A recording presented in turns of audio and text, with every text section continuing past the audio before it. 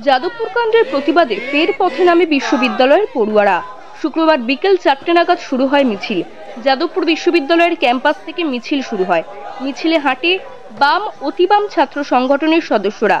পাশাপাশি মিছিলে যোগ দেন নাগরিক সমাজও। এদিনের মিছিলে পা মিলিয়েছেন আহত ছাত্র ইন্দ্রানুজের বাবা অমিত রায়। গণতান্ত্রিক দাবি, তাদের যে ছাত্র সংসদ নির্বাচন, সেটা অত্যন্ত জরুরি দাবি এবং অত্যন্ত প্রয়োজনীয় দাবি।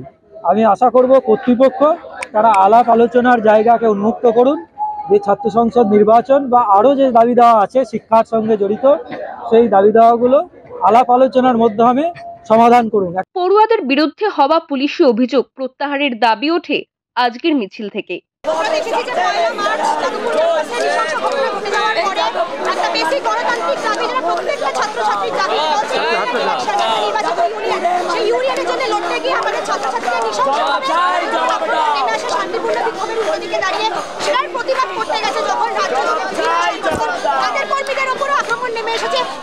অসম্ভব ভয়াবহ রাষ্ট্রীয় সন্ত্রাস নেমে এসেছে।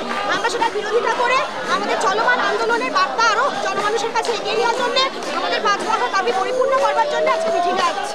শুক্রবার কলেজ কর্তৃপক্ষ পড়ুয়াদের সঙ্গে আলোচনায় না বসলে সোমবার বৃহত্তর আন্দোলনের হুঁশিয়ারি দিয়েছেন পড়ুয়ারা।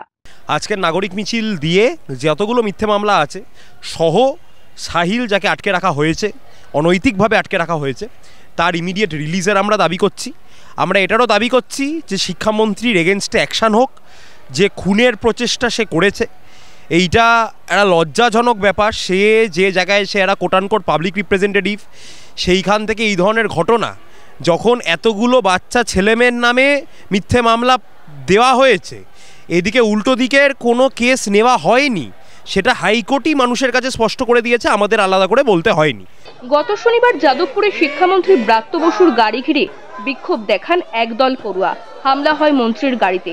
অভিযোগ তাতে আহত হন শিক্ষামন্ত্রী ব্রাত্য বসু। অন্যদিকে পড়ুয়াদের অভিযোগ মন্ত্রীর গাড়ির ধাক্কায় আহত হয়েছেন এক ছাত্র। এই ঘটনার প্রতিবাদে ব্রাত্য এবং তার গাড়ির চালক সহ অন্য সকলের বিরুদ্ধে এফআইআর দায়ের দাবিতেই এই নাগরিক মিছিলের ডাক দেওয়া হয়েছে বলে জানিয়েছেন পড়ুয়ারা। ক্যামেরায় রবি দত্তের সাথে বিশ্বজিৎ হালদারের রিপোর্ট, ওঙ্কার বাংলা।